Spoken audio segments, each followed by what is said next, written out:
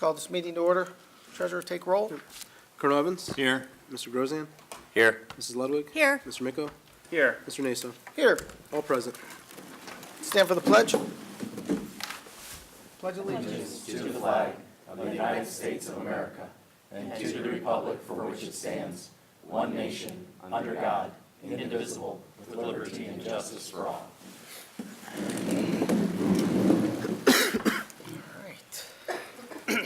All right. District goals. We have 3 district goals, and we talk about them at every meeting.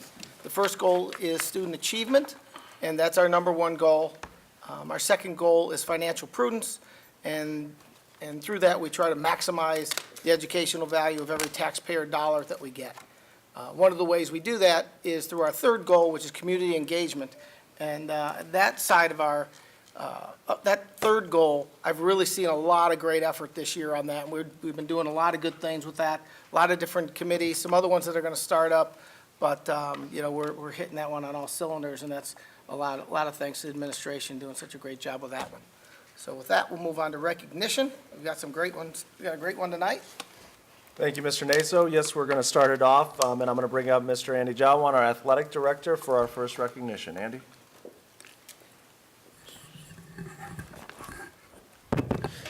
Thank you, Mr. Ryba, Mrs. Pelko, Mr. Anagnostou, and members of the school board for allowing the athletic department the opportunity tonight to be here to recognize a state qualifier from this past fall season. Before I begin that recognition, I'd be remiss with so many of our Booster Club leadership in the audience tonight to thank them for their support this past fall season, for everything they've done. The Booster Club's been doing a great job in supporting our athletic department this fall and continuing on into the winter. So, and I know we'll hear more about that later. It's been a great fall season for the athletic department and our programs, and we have the opportunity tonight to recognize one of our state qualifiers, a cross-country runner who qualified for the OHSA State Boys Cross Country Championships. Cross country is definitely a unique sport. It takes a committed and dedicated type of athlete to compete in cross country, and I always say to our coaches, you're every other sport's punishment. So it's really unique to get these type of kids out. And the kids that are representing us in both the boys and girls program on the cross-country course are our top athletes, our top students. And we couldn't be prouder of them, the great things they do throughout the year. So it's my pleasure to introduce our boys coach tonight, Mr. Mike Napick, who will introduce our state qualifier from this year. So Coach Napick.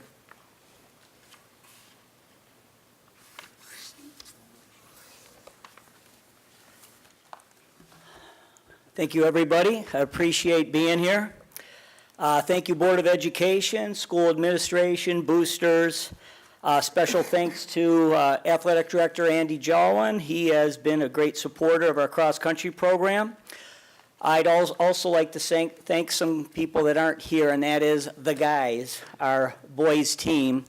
We are a cohesive unit, and each of us will run through a wall for each other. Yeah, I still try to run with the guys. I'm usually holding on to their back of their shirts as they're pulling me through the park. But we have been here as a team the last 3 out of 4 years. We did not quite make it to the big show this year, but with plenty of guys on the team coming back next year, and plenty of Hausums, Weilers, and many other families, I'm confident we'll be back. We succeed on an annual basis for a lot of reasons. One of the biggest reasons is that we have kids that come from great stock. And I'm here to introduce Brian Weiler. I know his family, and they have 3 wonderful boys, and thankfully they are all runners. They were all incredibly improved runners this year as well. As a freshman, Brian Weiler showed up for summer conditioning on his bike. And while the other kids all got out of cars, Brian had his bike with his homemade milk carton basket holding all his essentials. And I thought, wow, we have something I really like to see. We have a throwback runner. And throwbacks make good runners. Old school, work ethic, respectful, responsible. Brian began his career running best times for 5K cross country in the 18s, 18 minutes plus, much of his freshman year, and then by the end of his freshman year popped to 17:11 at the end of the season. He improved quite a bit each year, culminating with a best converted time of 15:42 this year, and his best official time ranks him third on the all-time Strongsville list for 5K. Brian earned first team All-Greater Cleveland Conference for the third year in a row, and in probably his best race ever was the NEO District Champion this year. Brian finished 27th out of the best 186 runners in Ohio, missing all-state honors by 2 places.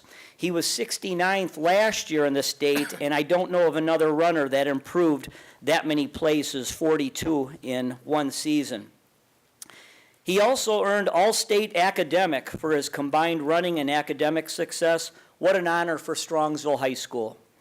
Brian served as a captain and performed the captain duties by showing kids how it is done on a daily basis, and something that we always talk about with our captains, making others around him better. Brian also does something extremely difficult in participating in both cross country and the Mustang Marching Band as well. There were days when Brian would compete his longest, most grueling workout for the week and go directly to marching band for hours. In fact, Brian has to go to a band function immediately after today's honor here.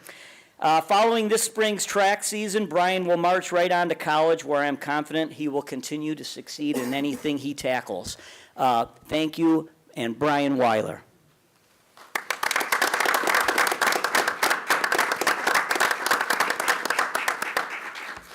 And he is getting a certificate from Strongsville City Schools. And I decided to give him today his state high school tournament certificate, nice gold-plated certificate, and something really to be proud of, Academic All-Ohio, awarded by the state. Thank you.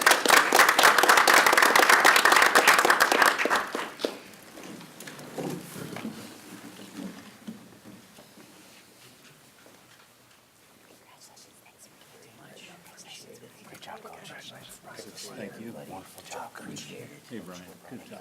Outstanding, outstanding. Very proud of you.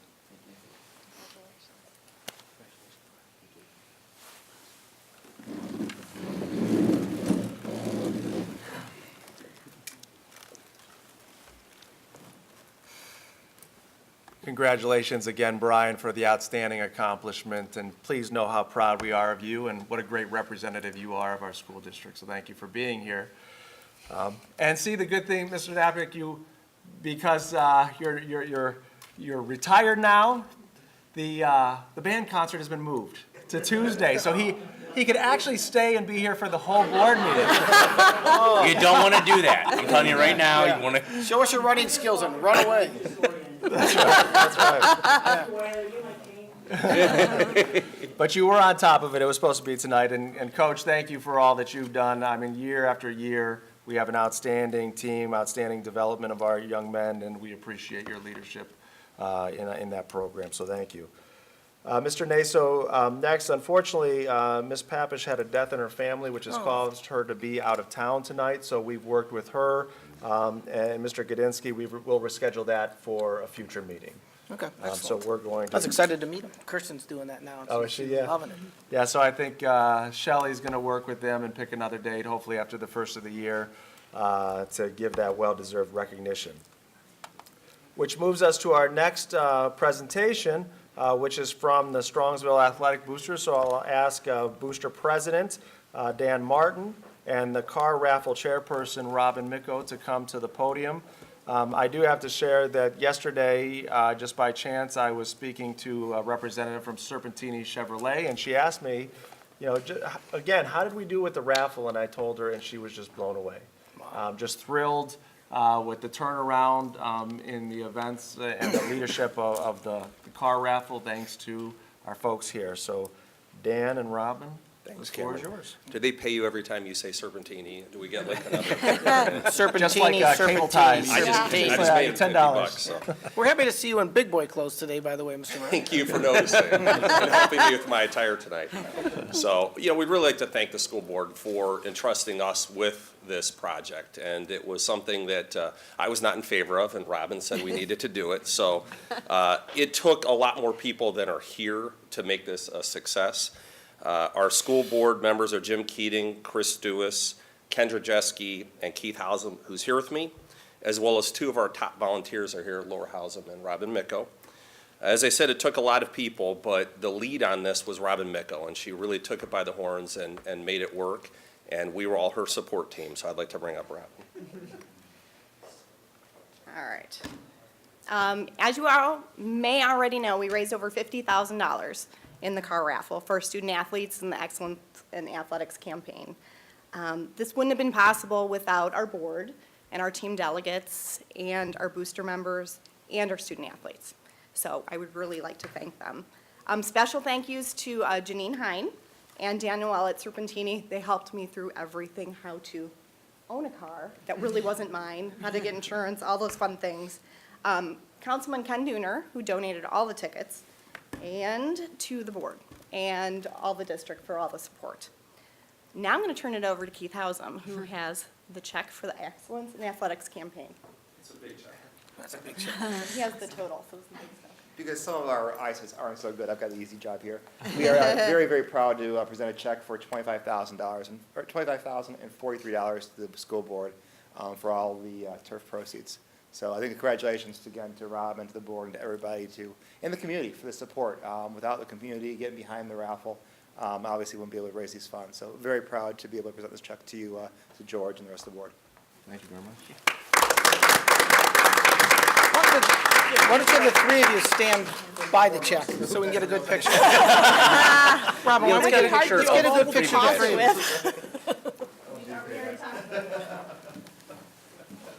I asked Keith if you could cash it, he said no, so he's got an actual check.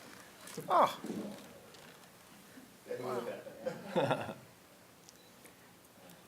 Guys, over here Okay, real turn quick. this way. Thank you. Thank you. Oh, The real check. from treasurer to treasurer. Hey, Shake your hand. we get, You can give her a kiss if you want. you're welcome. Thank you so much. nice job. Congratulations.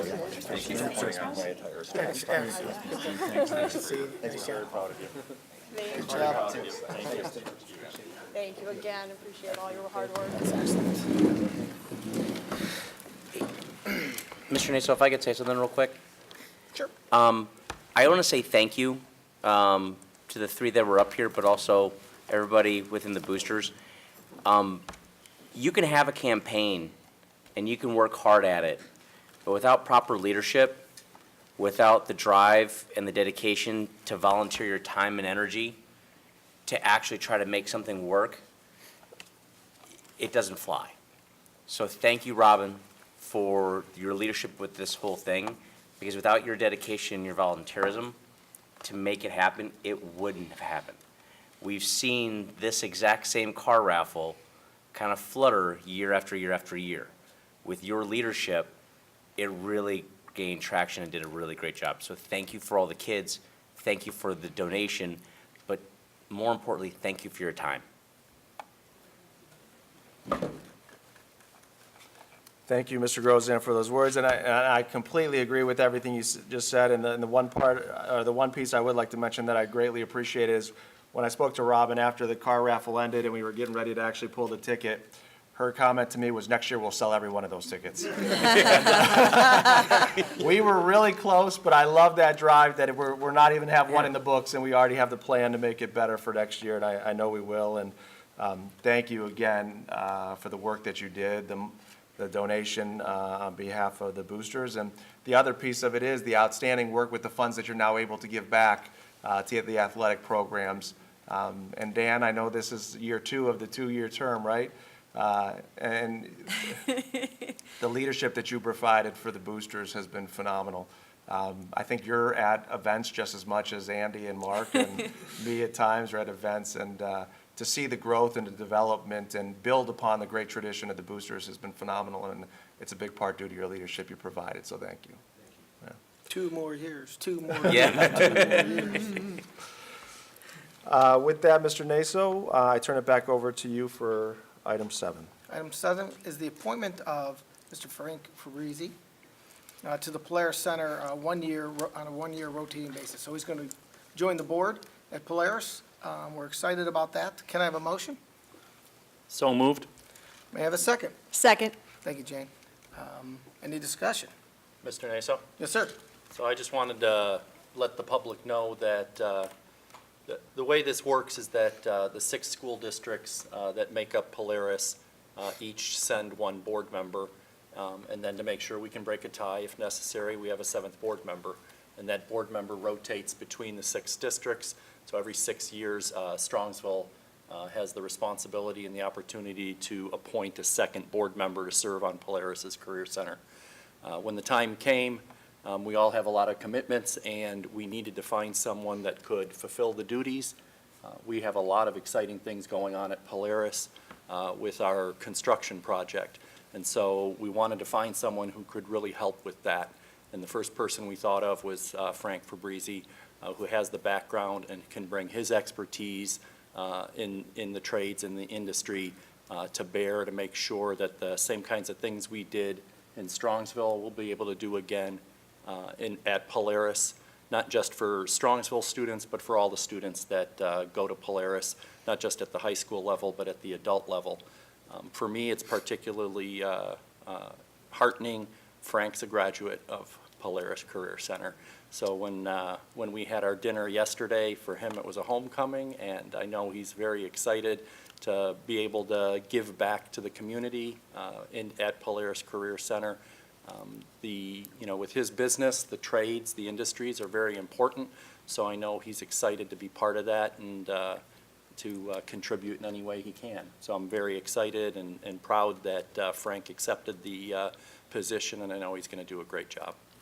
It's just another example of the Fabrizi family's commitment to our school district. I mean, there's always, whenever we need something, or whenever that something's going on, I look at my shirt, I get a free shirt, and Fabrizi's name, he donated the shirt, I'm like, yeah. But your commitment to the district is continual and very much appreciated. Thank you very much. With that, any comment, any more discussion? Take roll. Mr. Miko? Yes. Mrs. Ludwig? Yes. Mr. Naso? Well, yes. Colonel Evans? Yes. Mr. Grozan? Yes. Motion passes. Congratulations. Thank you, Frank. Thank you. Very much. Why don't you come on? We're gonna thank you. You have to run the gauntlet like everybody Yeah, else. it's the downside to this gig. Feel that. Thank you for helping us out. Thanks, Frank. Thank you. We appreciate it. Thank you. Merry Christmas. Merry Christmas. Public comment would be next, and we don't have any. That brings us superintendent report to the community. Thank you, Mr. Naso. Well, that didn't work out as I had hoped. It would help if I connected to the projector first before hitting the search. Give me 1 second, if you would. Might be a good time for anybody who's already Yeah. to skedaddle. Frank. Yes. Oh, yeah. Yeah. Let's see, Cavs, Lakers. Oh, Oh, that was good. The perfect non-drug cure for insomnia. Now we're ready to go. Calendar. So as the board is aware, this past week, I think Tuesday, I sent out an email to all of our parents and community, sharing with them the draft calendars that we have that the board is going to review tonight. And this would be an opportunity for anybody that had feedback, either positives or constructive feedback, to come and share their thoughts. to which we had none, as we could tell during public comment. So we have to, by law and policy, have a hearing. So this is our hearing, and I will highlight some of the items on the slides for the board in terms of the process we went through to provide this recommendation. So first of all, we did some research. Some of the research that we did is we did a school calendar superintendent survey. So we reached out to for all the Cuyahoga County superintendents, and we had a handful respond, and we asked them a couple questions. This year, what was your start date? What was your end date for students? How many student days did you have in the school year, and how many staff work days did you have? And there was not a whole lot of consistency. It varied from a low, I think, of 176 days to 181 student days, and a variety of other teacher work days, a parent-teacher conference, PD, et cetera, in there. So that gave us some good baseline. The second thing we looked at was days to hours guidance. Now, last time we formulated our calendar, it was right around the transition time. We calculate minimum school year based on the number of hours, not the number of days. So it was important that our calendar committee truly knew that although we've used in years past 180 days, that's no longer the case. It's minimum school hours, and those school hours vary between preschool, grades K to 6, grades 7 and 8, and grades 9 and 12. So we became versed in what the minimum hours were, and as you could see there, we looked at a minimum school hours worksheet, which I'll just show you briefly. For example, as you can see right here, for grades 1 to 5 in elementary, there's a whole bunch of calculations, but this says that we have roughly 23 extra days built into the calendar for elementary school students. So right now. We could have gone back after. What's that? So we could have gone back after Labor Day. For some of the grade levels. Oh, okay. So. I'll let you continue. Thank you. So there are, as you can see, our elementary students go to school about 1,039 hours a year. They're only required 910. You do the math, that averages about 22.9 days available. So there's no more calamity days. We don't have to report how many days we were off unless we go below that minimum. So as you can see, I have the closings in there. We've used 11.2 hours from Chapman because they had one day off because of power, and then today for weather. As Mr. Naso talked about, we could start after Labor Day, but the reason we cannot is because of half-day kindergarten and preschool. Those are the two areas you could see. So just as a comparison, we have roughly 23 extra days in the elementary. We have 45 in 6th grade, 31 in 7th and 8th. And then in the high school, it depends on if you have early release, if you're a senior or not, but roughly you have 30 extra days. When you look at elementary and half-day kindergarten, you could see that we have an extra 6 days built in. And a few years ago, we added 5 minutes to the half-day kindergarten day to help alleviate that. So we've got a little bit of a buffer room. We have blizzard bags, which could add 3 days to half-day kindergarten. Preschool is really the issue. Preschool has roughly 3 days available for session 1, a little over 2 days available for session 2. So that is where we have to look at being very close with the hours. So those are some of the things we looked at prior to approving the calendar.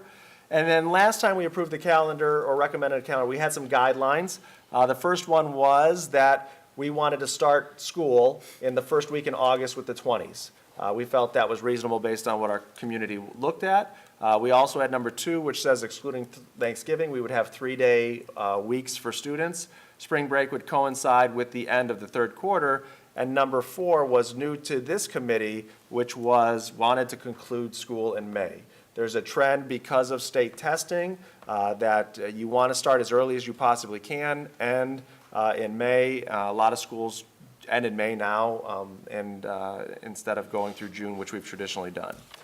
So we have a committee. I'm the facilitator of the committee, but it's made up of 3 administrators, 3 teachers, 3 support staff, and 3 parents, and we met for 3 times, for 3 opportunities. The first one, we put into groups, representative groups, and each of them developed a version of the 18-19 calendar. They took that back, they got feedback, we came back in the second meeting, and we got consensus. We came to consensus on a draft 18-19 and 19-20 calendar.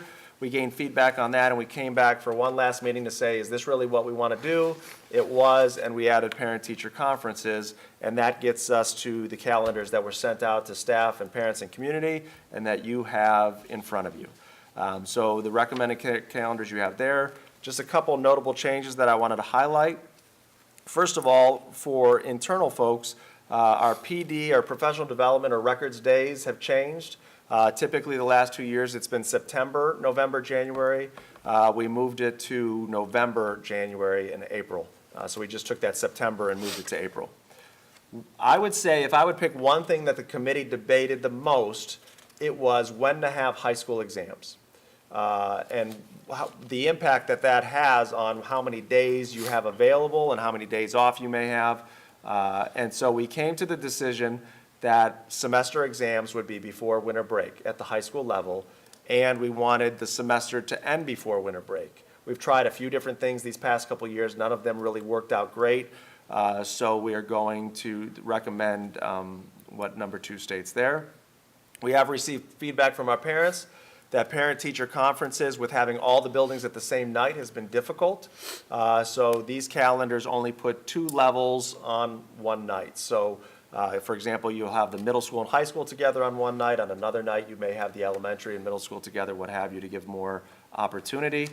The other piece is because of the change from our days to hours and looking at being able to conclude the school year in May, we are recommending that student days be reduced from 180 to 178. If you look at the draft calendars, the options you have to stick with a 180-day calendar, which is start August 16th, which we've heard loud and clear from staff and parents that they do not want to start earlier. Shorten the winter break, which we felt was not advantageous, or go a few days in June, which we felt, again, at that time of the year wasn't the best use of instructional time. So that's how we got to the decisions there. So here's the last slide here is just kind of what are the next steps. Board policy says we have the hearing, which we have tonight, and you cannot vote on the calendar for at least 30 days. So whenever we decide what the January meetings are, it would be sometime in January you would vote on the calendar. If the recommendation is to reduce student days, by law, I have to get approval from Polaris as our affiliated career center, as well as Albert Einstein, because it's a community school within the district, within the city, that we are reducing student days.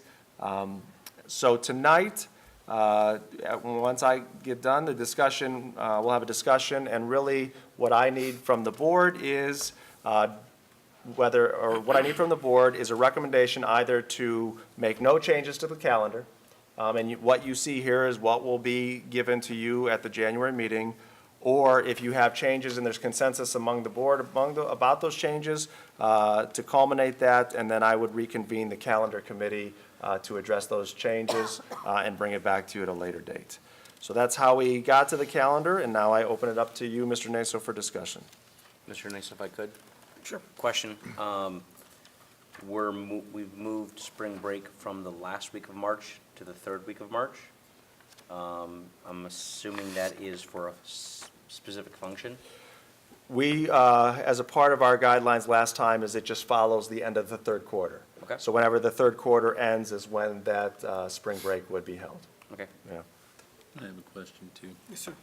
Is it even feasible to start preschool and half-day kindergarten earlier and then get everybody else past Labor Day? We looked at, if we started, anything's feasible. It would be difficult I'd have to think about whether we're talking about, different schedules. One of the challenges we have with preschool is there's preschool screening, there's preschool orientation, which takes a few days. We've been able to look at, if we go to this calendar, shortening that down from what's traditionally taken 4 days to 2 days. When you look at starting after Labor Day, there's a couple things the committee discussed and why that didn't make the recommendation. You could start after Labor Day and go into June. And that's a way to make the days work. If you did not want to go into June, there's only 189 days between Labor Day and May taking out all the national holidays. So without giving a full spring break or full winter break, there's only 189 days, so there's not a lot of time to make that feasibly possible. But really why the decision was made was because of the educational benefit for our students getting prepared for the rigors of all the testing that they have. So when you look at the majority of our testing occurs in April, mid-April, and ends early May, you want enough weeks, instructional days possible before that. So if you start after Labor Day, right now, just a quick glance, you're losing 10 instructional days, as well as you have AP testing that occurs in April-ish. So it really is a factor of getting the most instructional time prior to those tests and having the least amount of time after those tests, because really what the state requires us to do is cover 99% of our curriculum in those areas before the tests occur. I really appreciate the fact that the semester's going to end before Christmas break and spring breaks right after. It makes a big, this year, having the testing after Christmas break is, you know, it's not really a break because most of the kids are going to be studying at some point during that holiday. So this fits nice, and it's a very difficult, it's much more difficult and complex than it appears. Yeah. And you guys did a nice job with it, so. And I appreciate, we had two members of the committees that really took a look at college schedules and college, and they could not find a college that had exams after winter break, and that was a part of, you know, some of their reasoning, which I support.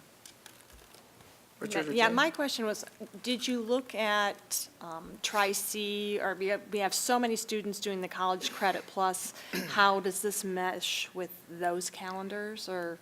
We didn't look specifically at that. This is very similar, and when our students go to College Credit Plus, or for example, Polaris, they're used to knowing that their schedule may be a little different. They may start earlier or end earlier or vice versa, so that's kind of commonplace.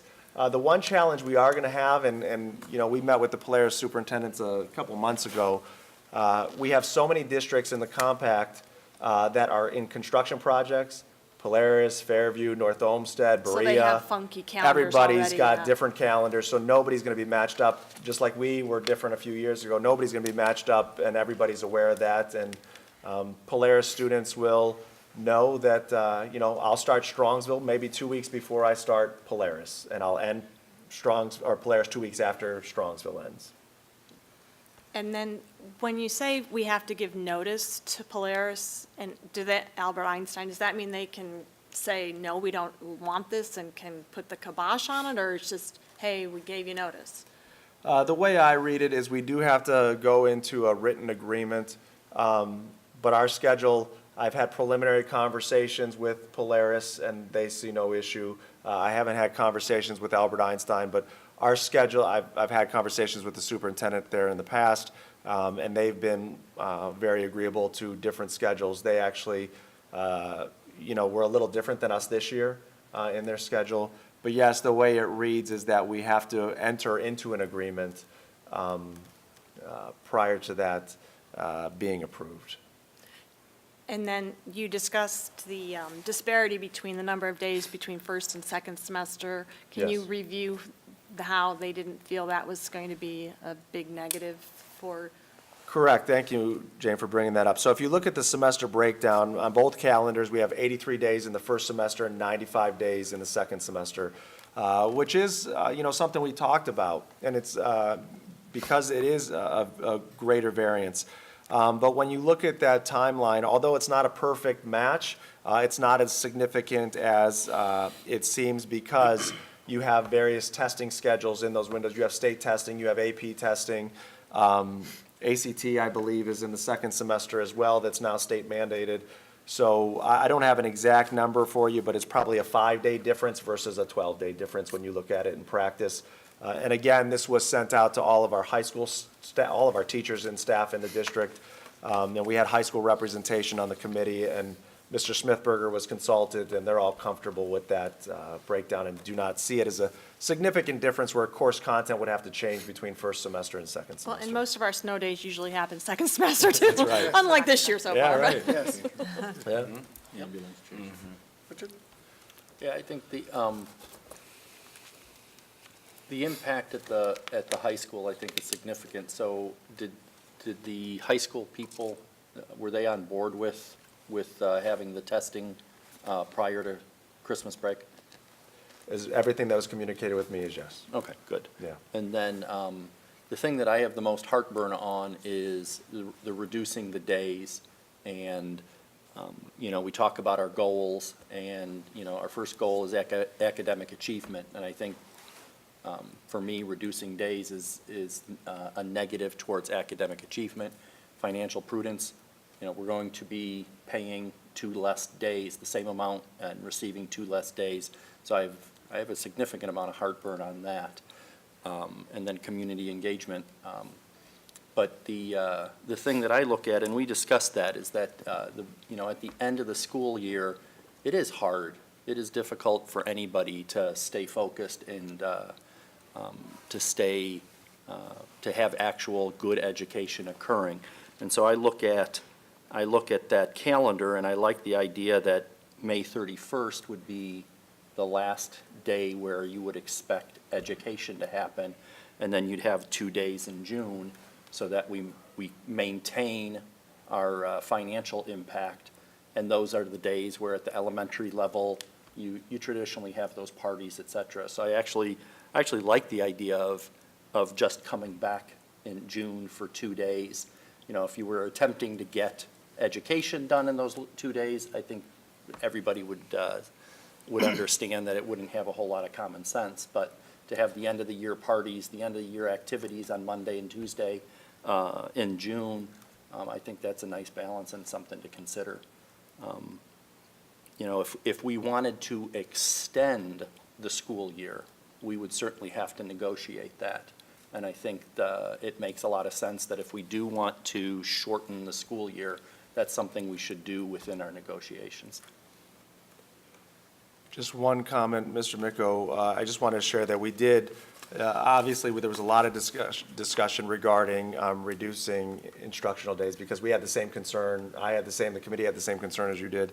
And we spent a lot of time discussing that. Although it was not a comprehensive review, we did have committee members do a review of available research on instructional time and influence on student achievement and growth. The only research that we could find, there was nothing specific, and I expect that there wouldn't be, on number of days. It was more on length of the school day and year-round schooling. So there was not anything significant in terms of 180 versus 178 days. So we did take a look at that and didn't make that decision easily. And I do want to commend the committee because they were heavily focused at all times, excuse me, on what is in the best interests of our students. There was actually a lot of conversation about, as you take a look at a calendar, you tend to look at it from an adult perspective. What breaks are nice? What would it be nice to start work again or end work?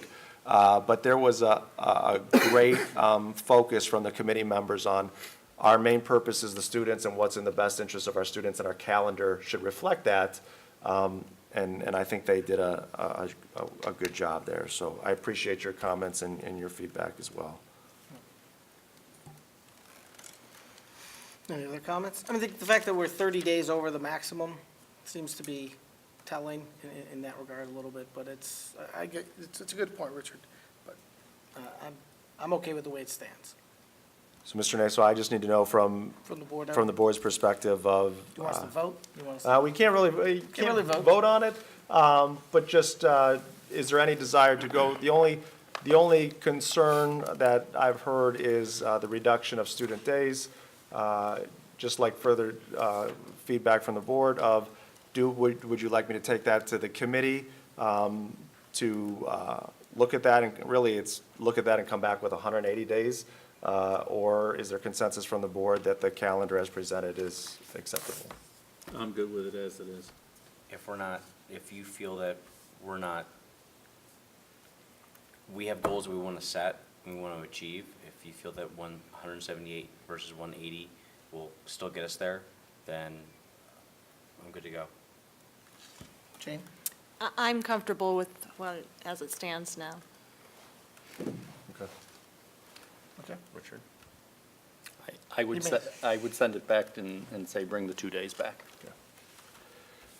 With that, Mr. Naso, and the consensus of the board, when we come to January, the calendars will be as presented tonight. Thank you for the discussion. Excellent. That brings us to the treasurer's report.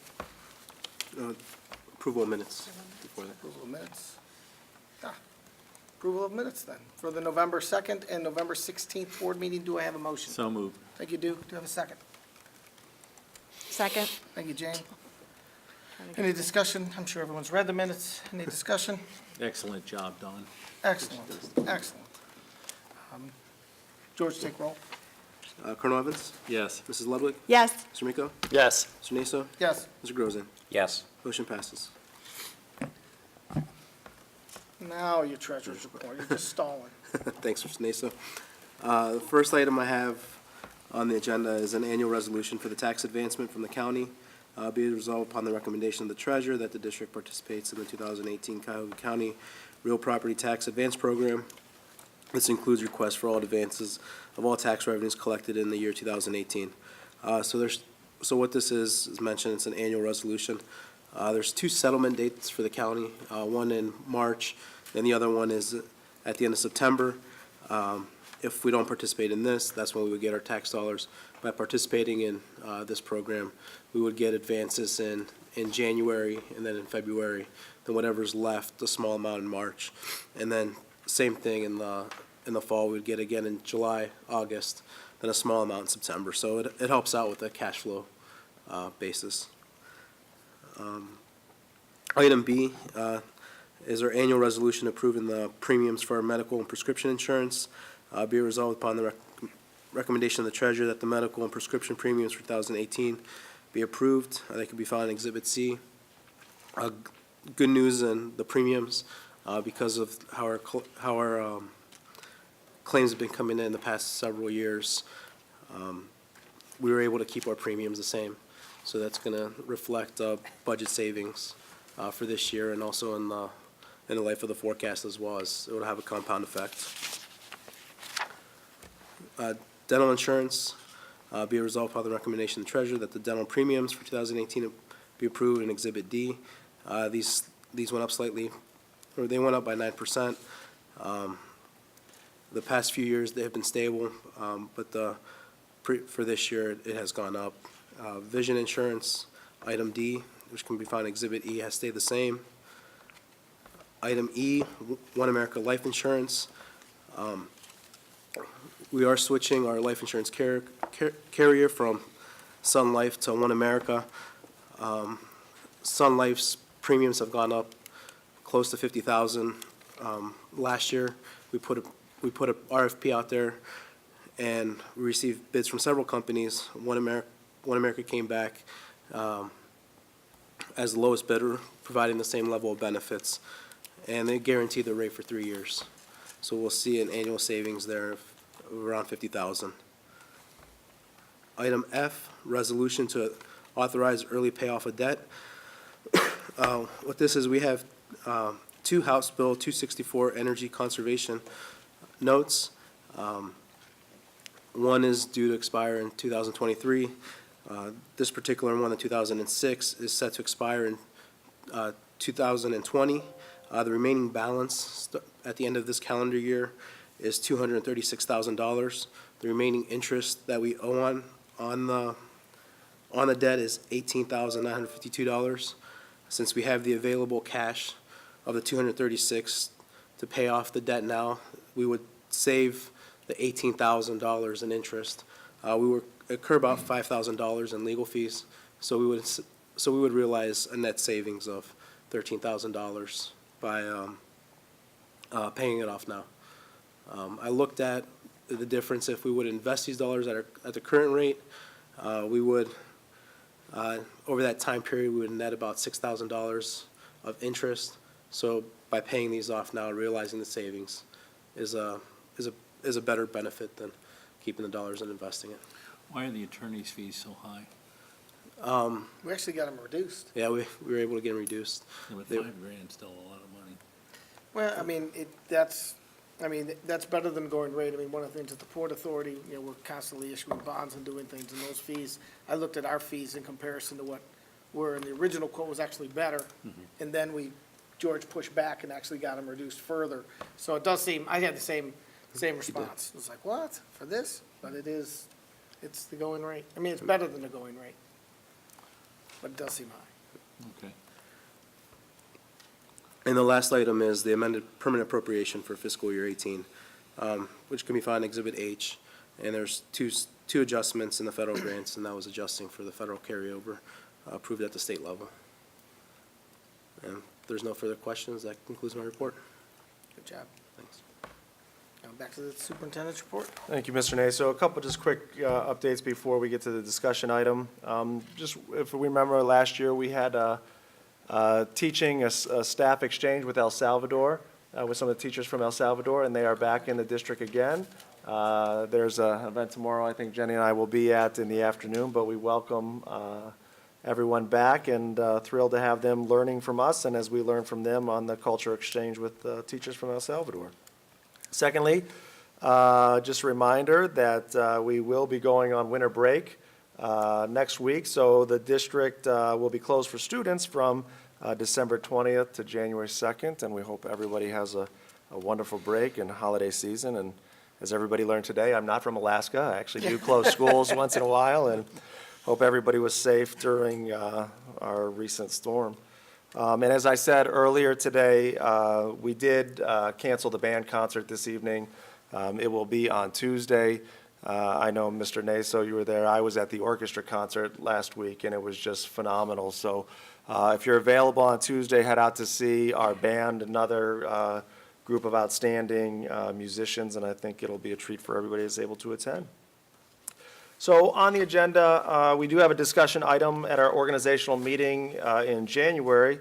You will vote to approve the 2018 Board of Education meeting dates, but we did want to have a discussion tonight to see if there's any concerns or feedback or changes that you may want to make, and that could be found in Exhibit I.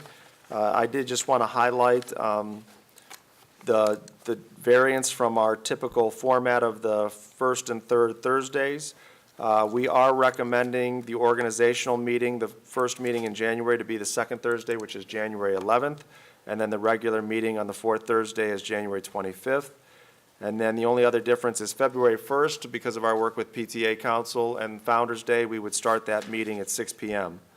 The only other comment I would make is that we're scheduled to be in this room for all of our meetings except the February 1st for Founder's Day, and May 17th, which is the retirement reception. Both of those would be at the middle school. So I will welcome any feedback from the board on meeting dates, times, or locations. Mr. Naso? Yes, sir. Yeah, so originally, we were worried that there'd be some conflict with Polaris, but all 6 districts are having the similar issues, so at Polaris's meeting yesterday, we decided to have it on the Monday, the 15th, so we don't have any conflict anymore. Thank you. So we're having 2 meetings every month but December And July. and July. I don't see any issue. Everybody okay? Yeah, seems fine. All right, we will have those on the January 11th organizational work session meeting for your approval. And with that, that concludes my timely information, and I'll ask Operations Manager Steve Bruckner to come up for his items this month. Good evening, everyone. There's a couple items in this section that I need to present to you, and then I'll present some gifts that were given to the district. The first item for your consideration is the purchasing of cyber and flood insurance for the district. Be resolved upon the recommendation of the superintendent that the Board of Education approves additional cyber insurance for the district in the amount of $1,431.30. And flood insurance for the administrative building in the amount of $3,323 at a total cost of $4,754.30, funding to be from the general fund. The second item is the purchasing of the school due preventative maintenance program. Be it resolved upon the recommendation of the superintendent that the Strongsville Board of Education approves school due equipment inventory data gathering for maintenance solutions at a total cost of $26,464.37, funding to be from the general fund. And those are found in Exhibits J and K, respectively. All right, we need an individual vote on school dude. Do I have a motion? So moved. Second. First George, second Duke. Any discussion? If I could, Steve's been working on this and working on this price hard for quite a long time. If you remember what the first figure was, it was a lot more than the $26,000. I have to tell you that he's worked incredibly hard to get the price to where it needs to be. This is a piece of software that's going to help him not only do what we haven't done for these buildings in quite a long time, which is the maintenance of these buildings and keeping them where they should be, but also I feel that this piece of software is going to hold a lot more people accountable throughout the district that should be and will be getting work done on these buildings on a day-to-day basis. All right, Steve, are you committed to this software? Are you committed to the Yes, sir. to the process to make sure that the data's in accurately and that your work will reflect what's, I'm certain of it, I'm just asking you, you know, Yes, sir. I know the kind of guy you are, so. Yeah, I think this will give me the ability to adequately assess our capital assessments currently, how long we should have them, at what point they should be replaced, and also give me the inventory that once we have a good capital asset, HVAC, heaters, whatever it may be, that we stay with that company and we don't keep throwing bad money. Unfortunately, I think we've done that, and this will help me not do that any longer. Carl? Yep. Yeah, I just wanted to compliment Steve, because what we're doing is paying for the initial labor to get all of that data collected. So it seems like it's a large amount, but either we pay for it to get it all done with an external resource, or we do it slowly and dynamically as you're going along. But we get it all done, and we're gonna reap the benefits instead of waiting. It would, if we would do it as we went along, it would take anywhere from 5 to 10 years to get all of that data without devoting a body or time to it. So I think it's an investment, and I know Steve looks at it the same way, and it'll reap a reward, it'll reap savings when we're not spending money repairing things in an emergency basis. We're spending money to maintain things. And, whether it's Chapman having a day off because of electricity, or a heater, or a boiler, or what have you, it's this kind of stuff that'll just make it efficient and, I don't want to say easy, but doable to maintain that and stay on top of it. We've been spending vast numbers of money for expertise, whether it's through Roger Riachi, whether it's through some of our other trades experts. This done right will reduce our reliance on that, and it'll pay for itself.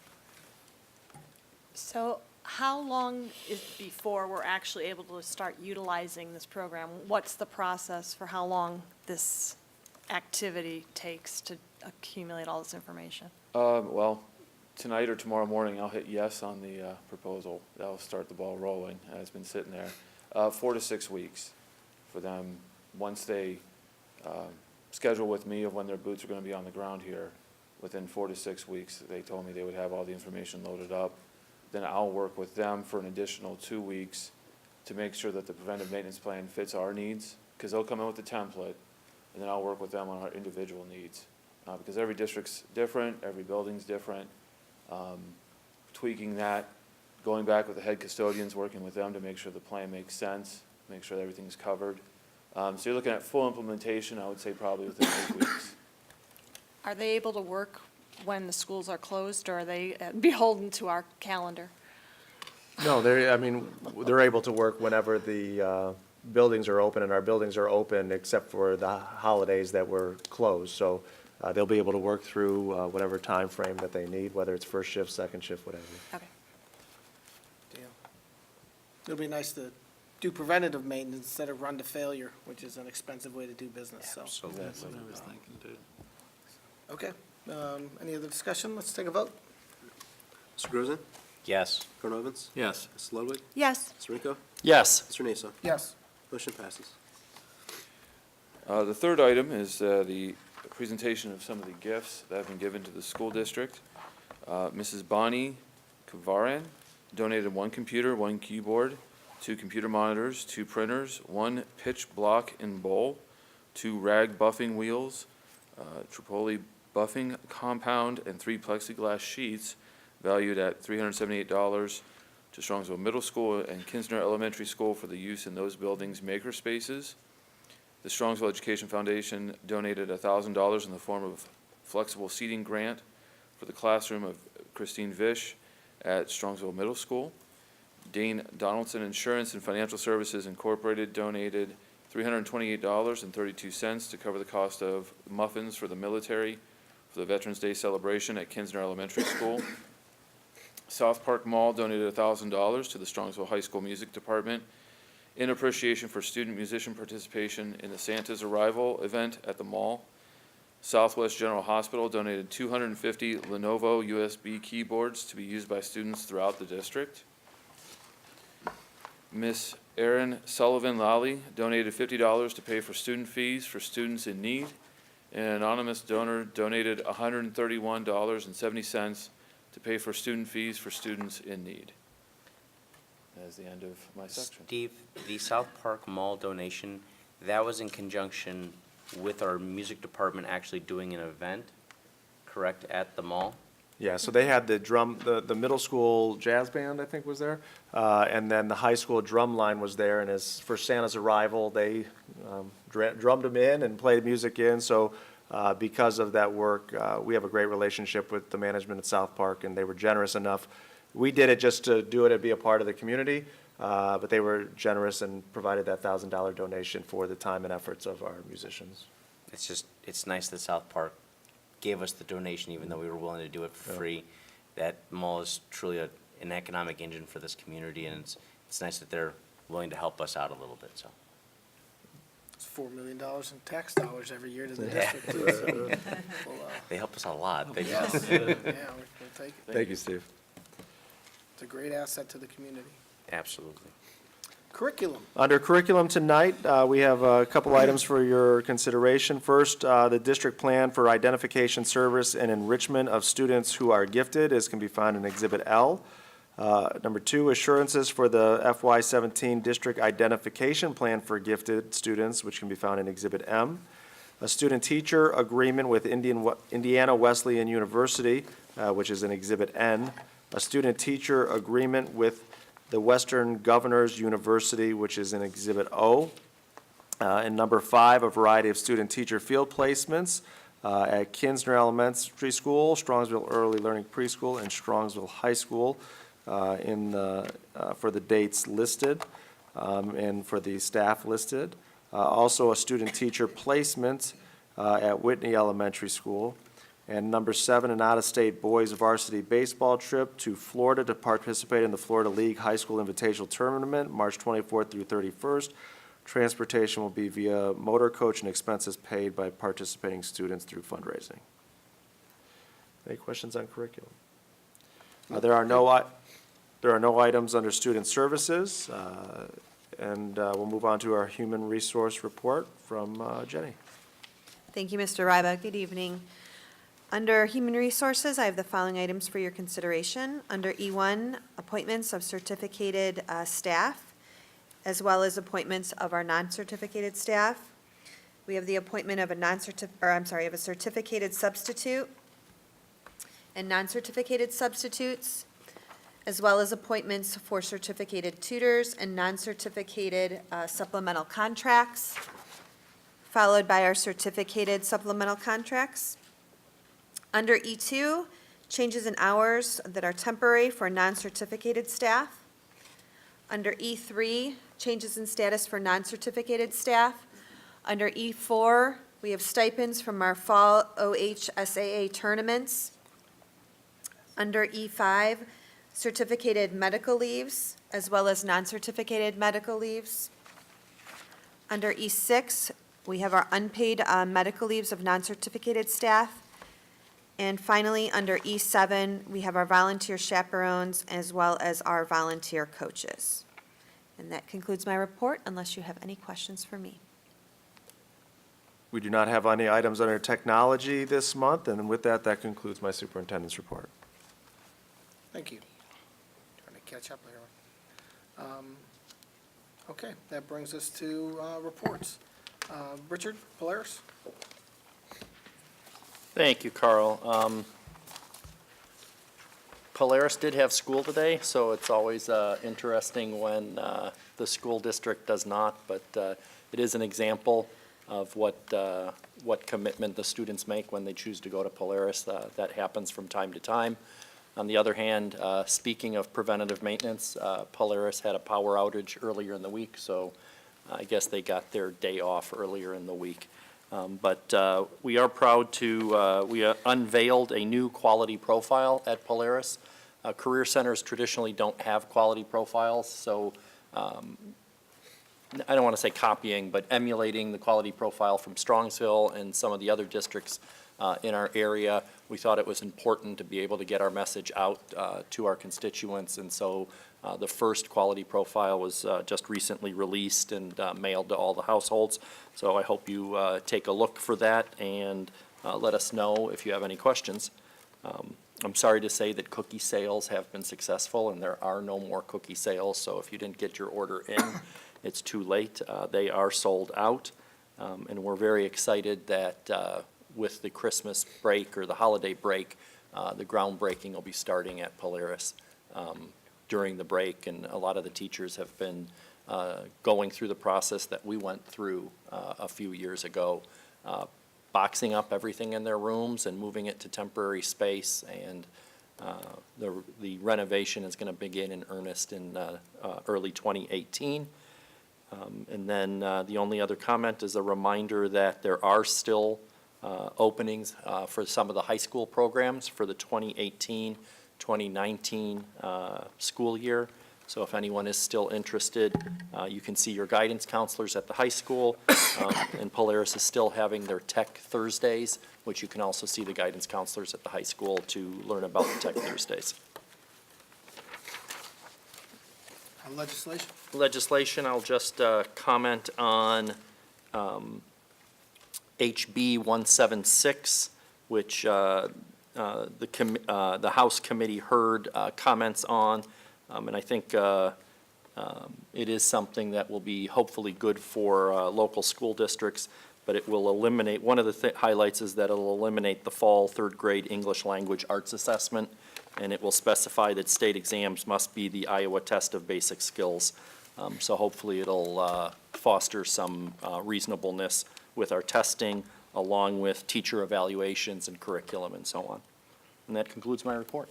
Thank you. That brings us to board liaison reports. Jane, you want city council? Thank you. The city council met, they had a relatively short meeting. Probably the most interesting topic was their approved $100,000 to a playground at Sarrar Park to make it ADA accessible. So that'll be hopefully next year. And they also commented just how grateful they were for the community support for the lighting of the commons, for Santa coming to town, and appreciating the band being there as well. So that concludes city council. PTA? Oh, PTA, we had our wonderful annual holiday luncheon at the clubhouse. They always have an off-site venue there, and that's always an enjoyable time. And most notably, they announced the grants that PTA has awarded to the district, and it was nearly $9,000 worth of materials and assemblies and things. We'll have a more comprehensive list in the agendas in the next few meetings, I hope. So that's great that they're able to do that, and that's all through Rockin' at the Rec. So I encourage everyone to support Rockin' at the Rec because it goes directly back into the district. Excellent. Student achievement? Student achievement, again, you know, our arts program is always what I'd like to highlight in December because it's not the culmination of everything they've learned, because certainly they have all next semester to even hone their skills, but even at the elementary level when they're just starting, what our musicians and vocalists are able to accomplish, it's pretty remarkable. So if you do have an opportunity, I know you can't attend most of them at this point except for next Tuesday's band concert. I believe we will be playing them again on our Channel 22 on cable, so I encourage you to try and catch a glimpse of them that way. Excellent. Strongsville Education Foundation, I did attend the meeting. It was yesterday morning. A couple of things that were discussed is, one, Jockeys and Juleps, their big event that occurs first Saturday in May in coordination with the Kentucky Derby, that those tickets are on sale at a discounted rate through the end of the year on their website. They most likely will extend that, but for now, if you want to get discount tickets, they're cheaper if you buy them before the end of the year. The other thing that they talked about is they had sent out letters for their annual appeal. This is when they reach out to everyone to see, for donations. And it's such a great organization. They do great things. They also had a real lively discussion. It was interesting. They talked about, how could they assist? We have these different, we have DECA, we have, the Strongsville Education Foundation has made some big donations and really enabled us to have our makerspace locations.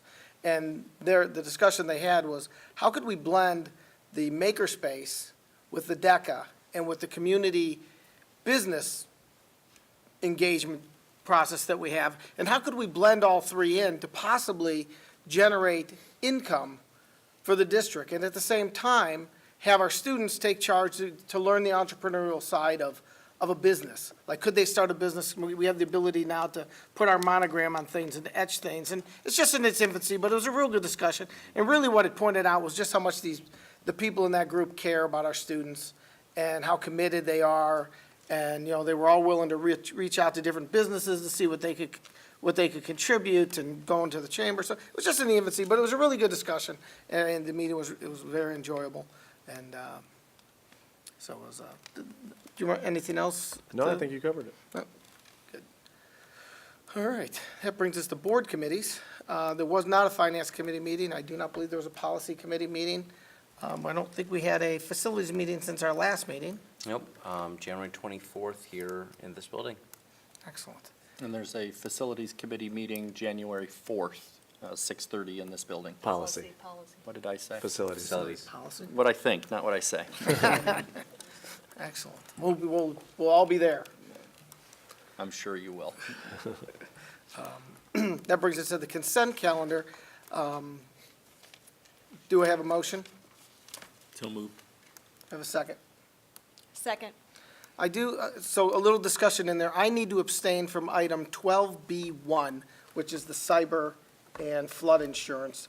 Our insurance policies go through Todd Insurance, and my sister works for Todd Insurance. She has nothing to do with the Strongsville account, but I just always feel best when I don't vote on those items. So we'll have to pull that one out and vote on it separately. So we'll, at this vote of the consent calendar, we'll be voting on all items with the exception of 12B1, the cyber and flood insurance.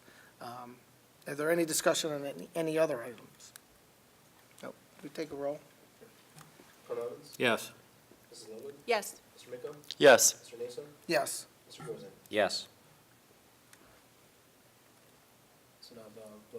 No, I have to have a motion to vote So on the moved. cyber and flood insurance, item 12B1 on the, can I have a second? Second. Thank you, George. George, can you take roll? Yes. Yes. Yes. Yes. Abstain.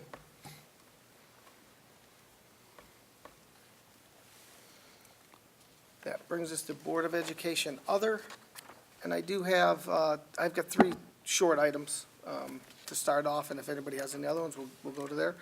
The first one is, I'll tie in the two of the three. I've been going to the boys' basketball games, and the new program is exciting to watch. We haven't notched a W yet, but the team is playing like, they're playing their hearts out, and you can see a whole different level.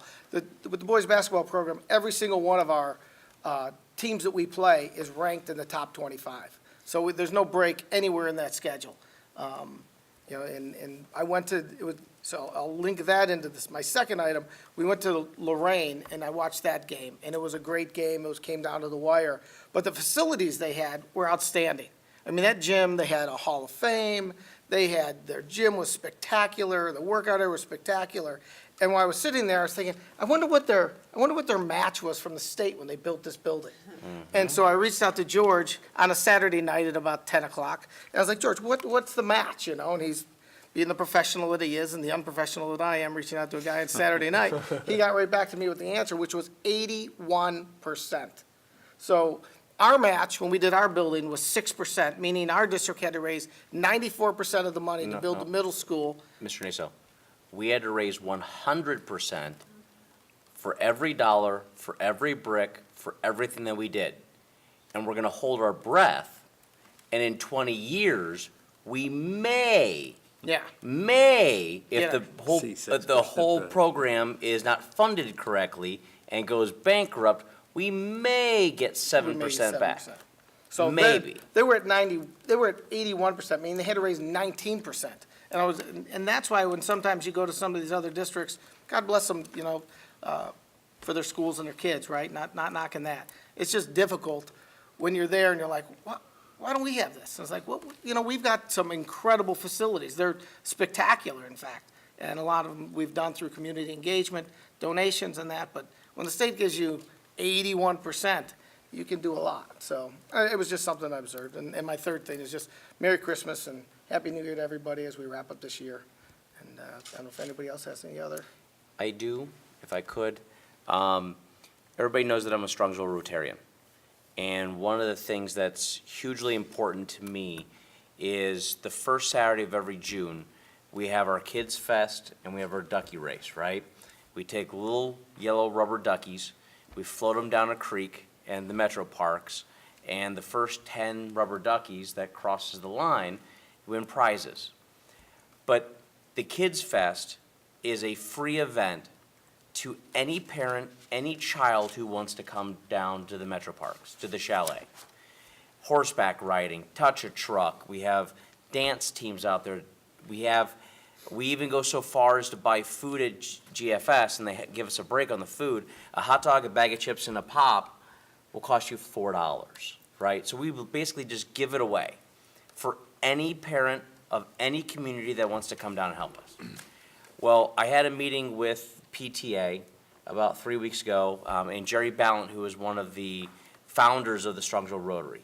And PTA has agreed to help us this year sell some rubber duckies. And I just want to say that it's a huge deal for us to have the PTA say, we will help. But it's not just, we're going to help Rotary. We're going to help parents who may not have enough money to go to Cedar Point or go swimming or go do our, to be able to bring their child free of charge down to the chalet and have 4, 5, 6 hours of fun for their child. Not one person try to sell them something, not one person try to give them, you know, try to get you to buy something. This is just free for the community. It's our give back. And I just want to say thank you to every single PTA member, the leadership at PTA. It means a whole heck of a lot, especially to me, because this is why I'm a Rotarian, and this is why I'm on this board, is to be able to give back to the kids. So I want to say a huge thank you to the PTA, and Merry Christmas, Happy New Year. May have to buy more rubber duckies. Buy lots of rubber duckies. It's a lot of fun. No, you might not have enough actual rubber duckies. Yes, exactly. Especially if Robin Mickelson set up the program. Oh, yeah, we'll be out. You will not have enough rubber duckies at that point. Okay, any others? Robin just said no. Texting her no? No, she's in the She's in the Oh, hall. she's- Through osmosis. Excellent. That brings us to item 19, meeting notification. We will have our meeting, our organizational work meeting. The first meeting will be January 11th. It's a Thursday night, correct? Correct. 7 PM in the meeting room. Do I have a motion? So moved. Second? Second. Thank you, Jane. Take roll. Cordovez? Yes. Mrs. Ludwig? Yes. Mr. Miko? Yes. Mr. Naso? Yes. Mr. Grozan? Yes. Motion passes. Item B of this is the appointment of a president pro temp for that meeting. Do I have a nomination? I nominate you. Thank you. Do I have a motion for that? Did we already I do move that. You move that, all right. If there's- Second. I'll second. Do we want to take, I guess we take a vote? Colonel Evans? Yes. Mr. Grozan? Yep. Mrs. Ludwig? Yes. Mr. Miko? Yes. Mr. Naso? Yes. Motion passes. Thank you. The last item is executive session, and I do believe we have need for executive session tonight? We do, to consider the employment of a public employee or official, to review negotiations or bargaining sessions with public employees concerning their compensation or other terms and conditions of their employment, and to consider matters required to be kept confidential by federal law or regulations or state statutes. Wow. Do I have a motion? So moved. Do I have a second? Second. Thank you, Jane. Thank you, George. Can we take roll? I didn't know my voice was that It's not loud. even 8:30 yet, gee. Colonel Evans? Yes. Mr. Grozan? Yes. Mrs. Ludwig? Yes. Mr. Miko? Yes. Mr. Naso? Yes. Enter an executive session at 8:20. 8:20, yeah, we should be able to get that. I do not believe we have any public business when we resume. With that, thank you, everyone. It's been a great year. Merry Christmas, Happy Hanukkah, have a great holiday season. Enjoy the time with your family, and don't let the commercial world suck you into discontent. Jenny, I got a Merry Christmas.